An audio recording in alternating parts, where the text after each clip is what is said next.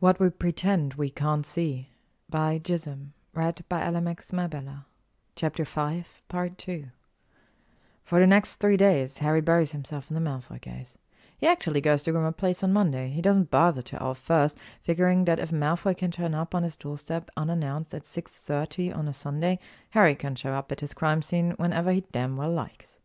It backfires on him, though, because Malfoy's out. Still, Kreacher lets him in, takes his coat, and tells him to wait in the foyer. He vanishes with a crack and reappears a few minutes later, beaming to say, "Master Draco says Harry Potter can stay if he doesn't break anything." Harry raises his eyebrows at the still visible carnage of the place, but he does as he's told and breaks nothing. It's actually easier to get through the note-taking and cataloguing he needs to get done without Malfoy around to distract him. And after an hour or so, he leaves Kreacher with a list of things he'll need from Malfoy and heads back to the office. And if he pauses, hand raised, half considering, he doesn't know, patting the wall in apology for past treatment or something, well, nobody sees him do it. It's not like it counts. On Tuesday, he receives the following L. "Potter, having now taken a complete inventory, I can tell you that there are in fact several things missing. They are as follows. Amortentia, 1 vial. Vintage, estimated brew date, June 1934. Draught of Peace, 1 vial. Though it was an everlasting elixir and was, I might add, not cheap, so in terms of actual loss it was considerably more than 1 vial. Dreamless Sleep, 4 vials. 1 charmed necklace, unprocessed for display on date of loss. Estimated date of production, 14th century. Based on what initial examination I had time to do, the charm allows the wearer immunity to disease. Probably a relic of the Black Death. I could say for certain if I'd had the chance to do further research. 2 self-sheathing daggers, 4th century. Protection charms in handle inlays, sheath and blades. 1 music box, 20th century. Tune causes, let's say, youthful exuberance, though in reality the experience is not unlike being extremely drunk. 1 box Witch Ranger biscuits, flavor Cocoa Glacier. You can leave this out of your official report, Potter. I'm aware that the Aura department is not concerned about missing biscuits. However, they are only for sale about a month out of every year, so you can imagine my dismay to discover my depleted supply. What gives me the most pause is that several of these items, the Draught of Peace, the biscuits, the Dreamless Sleep, and the necklace, were on floors I have reserved as my private living quarters, which are closed to visitors of the museum. This is disturbing for 2 reasons. The first, to ensure that my private space remains private, I have several strong spells in place to repel any curious guests. None would be likely to cause serious harm, but anyone who proceeds more than a step or 2 past my rope partitions without permission should be overwhelmed by both a sudden absence of understanding as to what they're doing there and a strong desire to be anywhere else. A particularly impressionable would-be trespasser ran out of the front door screaming once. These charms are still in place, the magical signature my own. How that the intruders make it in and out without removing them. The second cause for concern is that I have no earthly idea when they could have gotten themselves in there. Setting aside the time I was unconscious, which I know was only about 5 minutes, that useless wretch of a teacher was good for that at least, I had all 4 of the intruders we know about in my eyeline at all times, so was there a 5th? Or did one of those 4 somehow make it upstairs through the charms to search my rooms and make off with their very unusual choices in those few minutes I was out cold? It doesn't make any sense. I've wrecked my brains all morning and still can't explain these targets. All the items are valuable, but nothing like as valuable as some of what they didn't take, or, for that matter, nearly all of what they damaged or destroyed. There's no item of larger value that I know of which can be produced by combining these elements either. Why the potions? The Amortentia, fine. It's a rare vintage bottle that's rumored to have been brewed in an ill-fated and frankly silly attempt to bring down Grindelwald, but the Draught of Peace? The Dreamless Sleep? Hogwarts students can brew them, for God's sake. Well, Hogwarts students who are better at potions than you ever were, anyway. Why my biscuits, Potter? What kind of blackguard secrets himself into another man's home only to make off with his Cocoa Glaciers? I'd say I hope your investigations are proceeding apace, but alas, my expectations of you are much too low. I shall thus toil on, biscuitless, and await the opportunity to read news of your fall from grace due to public urination in the Prophet. Regards, Draco Malfoy. Harry stares at the letter and sighs. It's obvious that Malfoy's never met a medium he couldn't use to chatter endlessly, but it's also obvious he's worried and not without cause. The possibility of a fifth intruder is unsettling, and the list of what was taken is just bizarre. Though Harry suspects the Cocoa Glaciers at least were nothing more than a crime of opportunity and not intended as a deep psychological blow Malfoy seems to have suffered through their loss. He shows the letter to Ron, who blanches as he reads it and says faintly when he's finished, "Sorry, Harry, I am but you're forth from grace due to public urination." "Oh," says Harry, flushing slightly. He'd forgotten that part. He pauses, looking for another way to phrase it, but eventually has no choice but to say it. "Well, it's kind of a bit of an in-joke." "Of course it is," Ron says. And then, frantically and clearly mostly to himself, "Some days I don't know why I bother." Harry sets up a meeting for later in the week with Horace Slughorn, whom the department often calls on to wade in on cases involving potions, and writes Malfoy back. "Malfoy, you're right, that's a weird list. An idea if the necklace makes someone immune to all diseases or just Black Death. We've got a couple of jumpy types here who are always quick to scream biological attack, but I doubt that's what's going on. Still, it'd be good to know one way or the other. And if you have previous ownership records on the rest of it, especially the daggers and the music box, definitely send them along. You'd be amazed how many thefts come back to someone whose great-great-grandmother sold the item before it was worth much and feels entitled to a payout now. The idea that there might have been a fifth conspirator is, a bit unsettling. I'll grant you. I wish we'd known on Thursday. Any magical residue we could have swept for then will have dissipated by now. We didn't find much on the first 2 floors, but I'd like to have checked anyways. If you come across anything that obviously isn't yours and could have been left behind, please send that over. One of the guys at Dispatch has a daughter in the Witch Rangers. I'll see if he can't scrounge you up a restitution box of, what were they? Coconut blizzards? It's nearly Wednesday and I haven't burned anything down or peed on anyone. HP. P.S. An ill-fated and silly attempt to take down Grindelwald. I don't think I've heard that one." When he arrives at work Wednesday morning, Malfoy's enormous eagle owl is waiting on his desk. "Potter, I can't stomach responding to your owl in the standard fashion. This requires a list. First, I genuinely can't believe they let you be an Auror. Your last missive was a horror show. It's probably not a biological attack. How very reassuring. What would I do without your comforting presence? I was obviously mistaken the other morning. You're not going to fall from grace for burning down tourist attractions or urinating on a public figure. You're going to do it by inciting mass hysteria, probably totally by accident. Mr. Potter, the reporters will say, what happened here? And you'll reply, well, it looks like a totally normal B&E, so you definitely shouldn't worry that all of Wizarding Britain will be decimated in an explosion before lunch. Then you can watch in bemusement as everyone runs around screaming bloody murder. What fun. Maybe for the public safety, you should conduct all your official business in Parseltongue. At least then no one will be able to understand the horrible things you're saying. Second, Jolly G, or a Potter, I'm sure glad you said I should send along any strange objects I happen to find at the scene of the crime. That would never have occurred to a wide-eyed innocent civilian like myself. Do you think I should maybe also include this large piece of parchment I found with the words, reasons why we did it, and 4 signatures at the bottom? Third, honestly, you're an imbecile. I, of course, have found nothing out of the ordinary in either of the museum floors or my rooms, which I have searched exhaustively, one might even say obsessively, twice. In the event that I do find something, believe you me, I do not intend to sit quietly on that information wondering if I should dare trouble the Aura department with my discovery. You imbecile. Fourth, the records you asked for in the information I already gave you, Potter. It's a good thing my expectations have already been lowered dramatically, or I think I might actually be disappointed. Blue binder, sorted by category and then by year. There's an index with a green tab in the front. And finally, fifth, they are not coconut blizzards, you terrible, useless shell of a man. Have you no decency? Have you no soul? Coconut blizzards are a garbage biscuit forged in the pits of hell and have no place in the home of an upstanding small business owner such as myself. I will have cocoa glaciers or I will have nothing. But if your contact does have them, tell her I'll give her twice what they're worth and never breathe a word of it to anyone. You don't deserve a proper sign-off, and I refuse to write you one. Coconut blizzards. Honestly. DLM. P.S. Of course you haven't heard this. It's an obscure story, even amongst historians, and you literally don't know basic elementary magic. In the 20s, at the beginning of the Grindelwald regime, there was this group of witches called the Berlin Seven. Really incredible coven.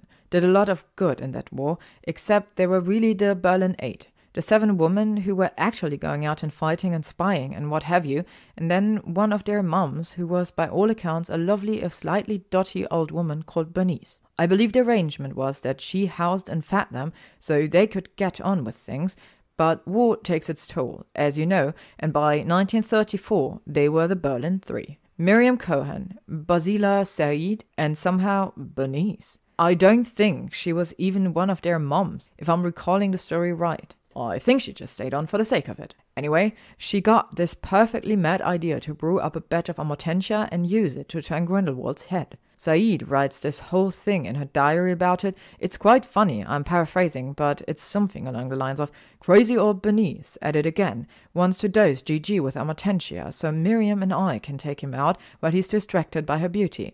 Don't think she realizes there's only so much love potion can do when you look like a toe."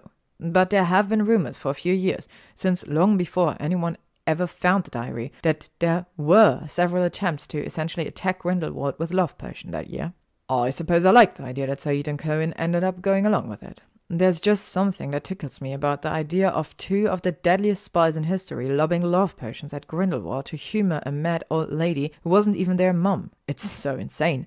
But that's the only reason I even had that bottle of Amortentia. That story is just a story. It's not as though there's any verifiable proof linking my bottle to the rumor. I just thought it was funny and I guess liked hearing about it. It's not like it's worth anything. God, this whole situation is just so bizarre. Anyway, now you know. Harry goes into his meeting with Horace Slughorn torn between feeling irritated, insulted, amused, and entertained, which, while a mixed bag of emotions, is at least one he's getting used to. He leaves feeling mostly slimy. It's not that Slughorn's a bad guy exactly. Harry doesn't think he means anybody any harm. He's just obsequious in that way Harry hates dealing with. That way that makes him feel afterwards as though he's in need of several very hot showers. It's all, "Oh, Harry, my boy, you are looking well," and "My goodness, I just find all you've done so inspiring." An endless discussion of Gwennock Jones, who Harry knows doesn't even play for the Holyhead Harpies anymore. The only useful thing Slughorn has to offer in the entire meeting is a suggestion that maybe all these objects that were taken had some kind of significance or importance to Malfoy, that the ultimate target was some variation of sentimentality magic, and Harry would have come to that theory on his own in any case. Or Ron would have, or someone, anyway, would have thought of it. He looks at Malfoy's letter again to cleanse himself of the experience, because there is nothing that clears the scent of psychophantry out of your nostrils quite like someone calling you an imbecile twice in one paragraph. Then he writes, "I ordered you 8 boxes of Coconut Blizzard. Will that be enough?" on a slip of parchment, and sends it off with Mathilda, and catches himself humming a jaunty little tune every few minutes for the rest of the afternoon. Just before he leaves for the day, Malfoy's eagle owl returns, and Harry reaches out, mouth already quirking at the corners, to take the letter. Before he can, though, the huge bloody bird leans over and bites his hand. Hard. "Fucking hell!" Harry snaps, after he's made sure he's not going to bleed on anything, and unrolls Malfoy's note. It reads, "I told him to do that, DLM." Harry looks at the piece of paper for a long time and then laughs, loud and long, a little rueful. He chucks the piece of parchment into his top desk drawer and goes home. On Thursday, Head Aura Earhart calls Harry and Ron into her office. She's a strange woman, Earhart, an American with little diplomacy and less patience, and a head of hair that makes her look a lot like Hermione. For all, Earhart's a good deal older and has much lighter skin. Harry likes her a lot, actually, except that she's his boss and he most often talks to her in the aftermath of having done something that reflects poorly on the department. That aspect of their relationship is, admittedly, not ideal. "How's it going in the Malfoy case?" she asks, looking back and forth between them. "Progress? Changes? Have you caught the rapscallions responsible?" Ron and Harry exchange a look. Nothing good comes of an interested Earhart. Then Ron, the selfish bastard, says, "Harry's been taking the lead on the case, ma'am." "Have you?" says Earhart sweetly. Says Harry, who knows a trap when he sees one, but can't ever quite seem to keep from falling helplessly in it anyway. "Well, "Oh, I don't really care, Aurora Potter," she snaps. Harry shuts his mouth. "Here's what I do care about. It's been a week, and we've still got an Auror posted there on protective duty around the clock. You do understand the department only has so much funding, and that we like to make sure that some, if not most, of the funding goes to actively fighting crime?" Ron is giving Harry a very pointed look. Harry's not actually looking at him, but he can feel it burning into the side of his cheeks. He ignores it. Says Harry again. "Do you believe Mr. Malfoy is in clear and present danger?" Erhard says, getting down to the brass tacks of the thing. Harry looks her dead in the eye and says honestly, "I'm not sure. I believe there could be. I don't want to take the chance." She gives him a long, measuring look and then nods sharply just once.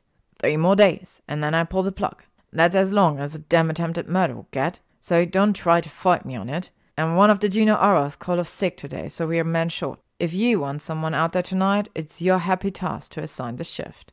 Harry groans, softly, but unfortunately not softly enough. Under the cover of the desk, Ron kicks him. "I'm sorry, Aurora Potter. Was there something more?" Erhard's voice is stone cold. "Did you, perhaps, want to try argue down my insanely generous offer? Do you want to bite the very, very permissive hand that feeds you? Go ahead, now's the time." "No, ma'am," Harry mutters, even though a tiny part of him is yelling, "Do it! Bite the hand! Fight, fight, fight!"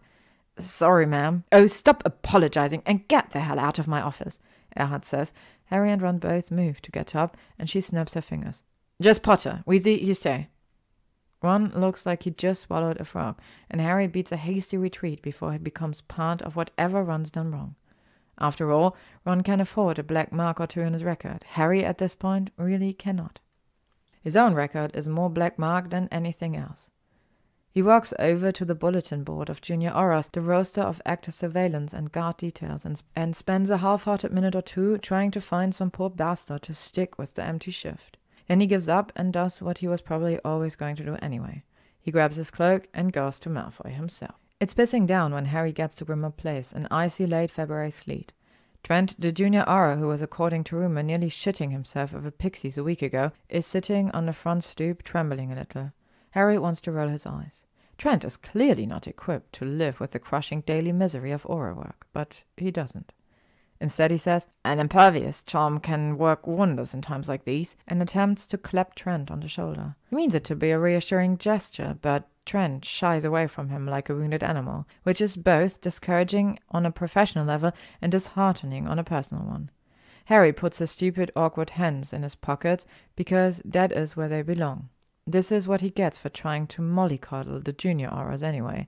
Clearly, his more typical approach is best. "I'll take it from here," Harry says, and then when Trent just stares at him, eyes big, "Look, just leave. Now, please." The kid's off like a shot, apparating before he even gets halfway to the gate. Yeah, he's definitely not going to make it through training. When Harry was a junior Auror, actually, Harry doesn't remember that much about being a junior Auror. It had been during that period right after the war, and he was a bit, just not quite all there somehow. It's all a bit of a blur. Still, he'd hated these jobs too, the scut work and endless nights on sentry duty or patrol. But it wasn't because he was scared, it was because he was bored. And sure, he could be doing something more and terrified of missing an opportunity to help someone and really, really bored.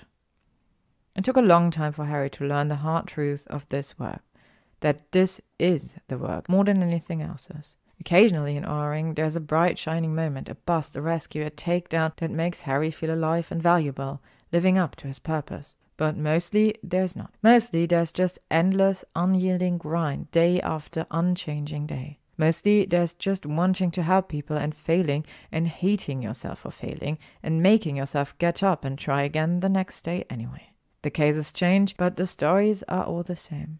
They're mostly brutal, difficult stories that make a shiver run down your spine. In some ways, Harry has been standing in this rain for nearly 10 years. He casts an impervious charm of his own and takes up a post next to Malfoy's front stoop. It's half an hour before he notices someone standing on the sidewalk in front of the house. It's a little guy, glasses, weird purple fedora hat. Unfamiliar in one sense, but all too familiar in another. He's got a camera in his hands, pulls his coat in a little tighter against the wind and ignores him.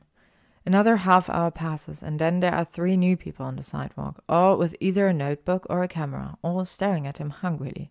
By the 2-hour mark, Harry's impervious charm is starting to give up the ghost, and there are 13 people watching him through the bars like a zoo animal. A whole baker's dozen, Harry thinks, not without a little hysteria. They're all shouting questions at him occasionally, like maybe if they keep trying, they'll wear him down into answering one. Harry tries thinking about the guards at Buckingham Palace. How stiff and immovably placid they'd been when he took Ginny to see them years before. There's freezing rain running down the back of his neck, though, so it's not working all that well.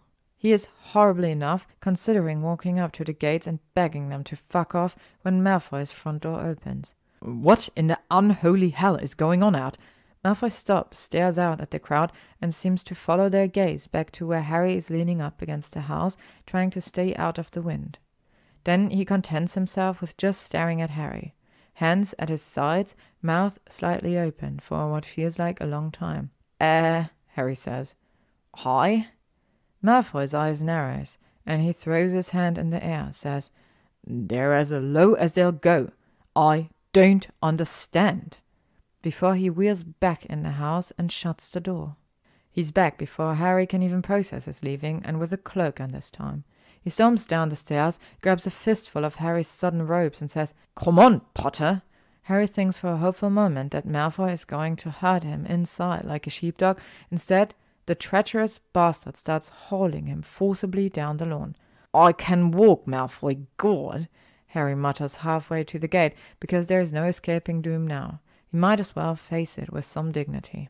Far be it from me to assume you have any of the basic personhood skills down, Malfoy snaps, not letting go. Walking, eating, breathing. It's all a crapshoot with you, isn't it, Potter? Now shut up and let me do the talking. When are you ever not doing the talking? Shut up, Malfoy hisses, and at last drops Harry's robes. They face the assembled crew. This close up, Harry can see that they are all quite a bit soggier than they appeared from the distance. Also, several of them seem to be teenagers, perhaps on Hogwarts break, and one of the adults has what looks to be a live grey squirrel patched on one of his shoulders. Harry blinks, but the squirrel's still there when he opens his eyes. He stares, it chitters at him. Hello there, Malfoy says pleasantly, apparently impervious to all squirrel-related shock. My name is Draco Malfoy, and I'm the proprietor of this establishment. Were you hoping to see the museum, perhaps? Unfortunately, we're closed for repairs right now, but we're planning to reopen week after next. You would be more than welcome to come back then. There's a pause, and one of them, the guy with the purple hat Harry realizes who'd shown up first, holds up his camera and waves it a little in the air. Like he thinks Malfoy's an idiot, he says, No, we're the press, obviously. Harry can't help it. He has to bite back a grin of sheer anticipation. He knows too well what happens to people who antagonize Malfoy, and it's bound to be more entertaining when it's happening to someone else. How shocking, Malfoy says, still in that smooth, pleasant voice. You could just knock me down with a feather. Dare I say, Lorx? What a fine publication are you representing today? The 8, who aren't obviously teenagers, rattle off their bylines quickly. 2 for the Prophet, 3 for Witch Weekly, a couple of freelancers working on spec, and 1 for the Quibbler. The last is the guy with the squirrel, whom Malfoy gives a long, furrowed-browed look before he says, Quite. Then he turns to the teens, who are snickering and elbowing each other, and says, And what about you lot? We're with, says the boy who has received the most elbows and is clearly the leader of their little gang. Forts International. No, mouths one of his friends, a girl with large light eyes who reminds Harry a little of Luna. I'm sorry. Forts Internationals? Malfoy repeats, raising one eyebrow. His voice is the picture of cool, posh indifference, but Harry thinks he can detect a little thread of amusement there, just beneath the surface. I'm afraid I'm not familiar. Well-respected publication, is it? Oh yeah, says, well, Harry's just gonna go ahead and think of him as Farts International, actually. They say our writing is explosive. He and all his friends burst into ill-concealed snickering again, except for the girl Harry noticed before. She rolls her eyes, gives Harry and Malfoy a pleading look and mouth, I'm sorry, and then, he's crazy, with a little spiraling hand gesture to go with it. The corner of Malfoy's mouth twitches. Harry grins at her outright, and then hastily stops when she looks like maybe she's going to fall over. Well, I'm certainly, Malfoy pauses, rolls the next word over his tongue with such a hideously posh accent and inflection that Harry almost chokes. honored to have such a wide sampling of the press corps here at my little museum, but I'm afraid I have wasted your time, unfortunately. I gave all the details I could to the gentleman who wrote the story that ran in the Prophet on Sunday. I'd love to give you more information, but the rest is classified. Isn't that right, Ora Potter?" Out of the corner of his mouth, so quietly that it's barely even audible, that no one but Harry could possibly hear it, Malfoy says, "Not Potter." Then he elbows Harry hard in the side, quickly and subtly enough that no one seems to notice. Harry despairs a little to think that they might have something in common with Farts International and his friends, but he nods all the same. "Well," one of the women for the Prophet says, hedging. "We're actually here for him," says the bloke from the Quibbler, who Harry decides to think of as Squirrel Guy. He blinks owlishly at Harry, seemingly unperturbed by the awkwardness of being so blunt. "It's the best gig in town, you see. It doesn't matter what we ask him, because our papers will print whatever he says. People read anything if it's got Harry Potter's name on it." Harry wonders if the papers were print that he feels a bit sick. He wants to go back to his spot against the wall, where at least he didn't have to deal with this, but before he can even move, Malfoy shoots him a quelling glare, like he can tell what Harry's thinking and doesn't like it. Harry scowls back at him, but he stays put. "Oh dear," Malfoy says. His pleasant tone has taken on an air of heavy sympathy. Harry can tell it's mocking, but he's not sure the assembled can. "This is just heartbreaking, because you can see Ora Potter's on duty. Aren't you, Ora Potter?" He elbows Harry again, and Harry nods automatically, and then realizes Malfoy's controlling him like a fucking marionette and elbows him back, hard. Malfoy just smirks at him. The git? "Please," says Purplehead, rolling his eyes. He's one of the ones here on spec, not with any specific publication. "I mean, sure, okay, duty, whatever, but he's not really doing anything, is he? So I'm sure he has time to answer a few questions." "Would that it were a matter of time," Malfoy says mournfully, "but alas, I'm afraid it's a bit illegal to harass an Aura while they're on duty. Seems terribly oppressive policy to me, but what can you do? These law and order types take their jobs very seriously. I just can't imagine why. I myself would prefer to let it slide, but Potter here is known far and wide as being a real stickler for the rules." Here Harry makes a small involuntary choking noise, which Malfoy ignores. "There's nothing for it, I'm afraid. You'll just have to find a story somewhere else." "It's not illegal to—" Purplehead starts hotly. Malfoy cuts him off, voice abruptly and utterly cold. "Solicitor now, are we? Good for you. It'll come in handy when you're hauled up in front of the Wizengamot on charges of violation 311C, Salamander Clause, impediment or obstruction of aura activity in the 2nd degree. I've been before the Wizengamot, you know. It's not fun. Very uncomfortable seating, and you don't truly know humiliation until you've been administered Veritaserum in public." He leans forward a little, and even with the thick iron bars of the gate between them, Purplehead steps back. "What do you think might come out of your mouth, Are you ready to find out?" Purplehead looks like the only thing he's ready to find out is whether he's about to piss or shit himself. It probably shouldn't be so funny. "So there you have it," Malfoy says, voice pleasant once again, stepping back.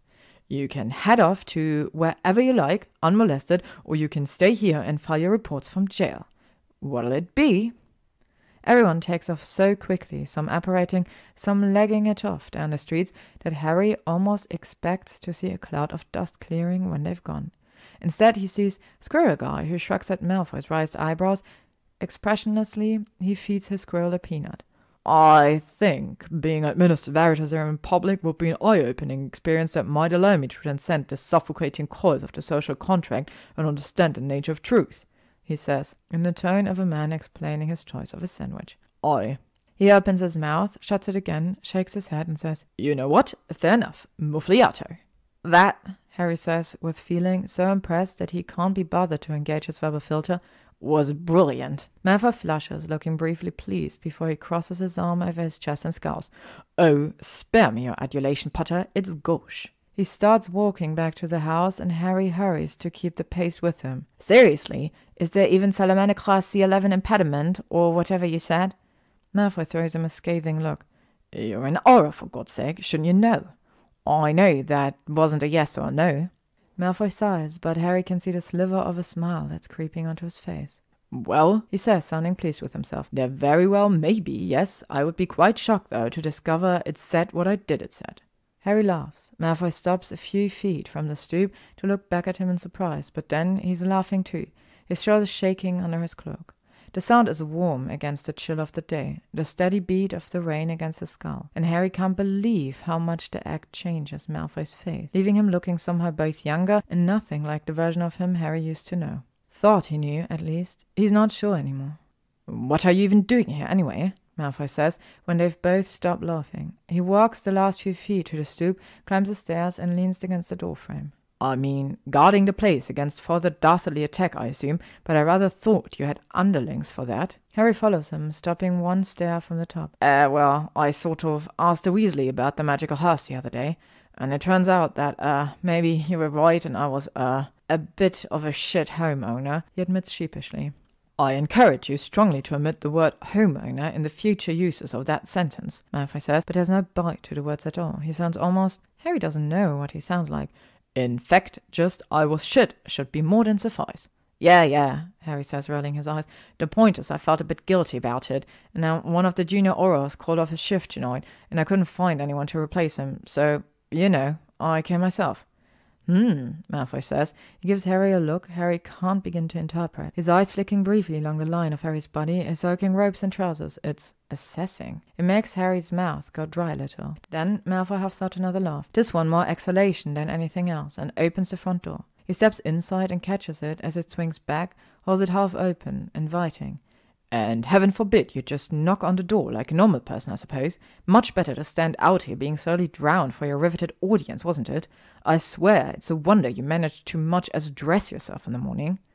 And Harry opening his mouth to say that no, he couldn't have knocked on the door because the post, the job he's here to do, is outside watching for danger. He's opening his mouth to point out that Trent hadn't knocked on the door. Christ, hopefully anyway. And even if he did, Malfoy clearly didn't let him inside. He's opening his mouth to argue, like he always argues just for the sake of the argument, and is drawn up short all at once by revelation slamming into him. Malfoy is standing in the doorway of this house.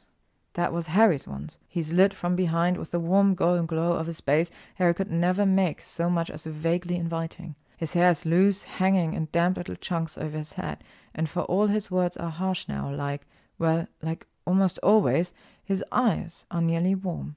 He's bizarre and off his nut, and Harry wants to go inside with him just to see what he's going to say next. He wants to go sit in the beautifully done little study and talk to him about anything. Whatever, it won't matter, because whatever it is, it'll be insane or infuriating or eye-opening or funny, or all of those things at once, or even just not boring. It might be the most unlikely truth he's ever stumbled across, but Harry likes Malfoy, this person he's become. He doesn't hate him, he likes him. It's a rather significant shock. "Well?" Malfoy draws, irritation sketched into every line of his body, arms folded and eyebrows up. "Are you coming in or not?" Harry blinks and then nods, and then, when Malfoy rolls his eyes, smiles. He climbs the last stair and goes inside. To be continued.